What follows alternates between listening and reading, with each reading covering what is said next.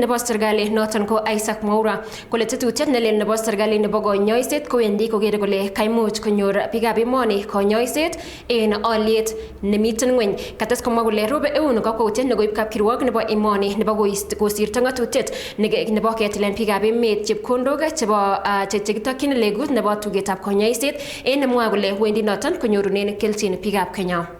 Under the Ministry of Health, now this is very, very important.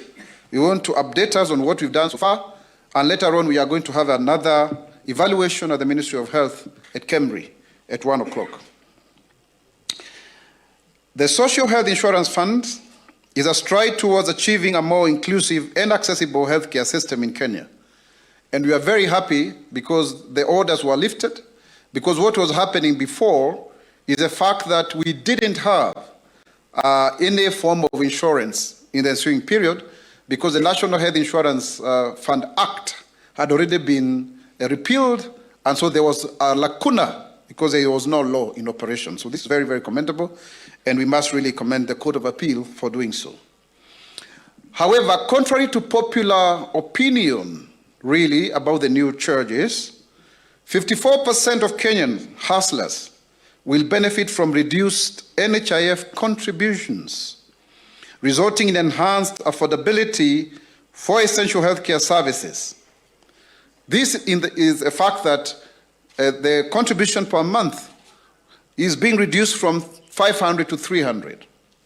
That is a clear reduction of 40% of the cost. Similarly, the Act ensures fairness by introducing a modest 2.2 upward adjustment for 46% of the contributors. Let me explain this very clearly.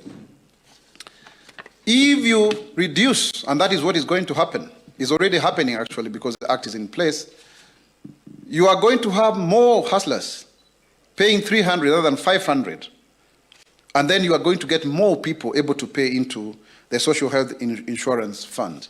A reduction of monthly contribution by 40%, by the lowest tier of people who are at the bottom is really an enactment of the Universal Health Coverage Program under the plan that is envisaged in our manifesto. And also further to that, 54% of any other contributor from 300 upwards are going to benefit from a reduced amount of money. So they are going to gain. This is because 3/4 of Kenyans earn 50,000 shillings and below. So they actually benefit more. It's only 46% of Kenyans who are going to have a marginal increase by 2.2% on average, all of them combined.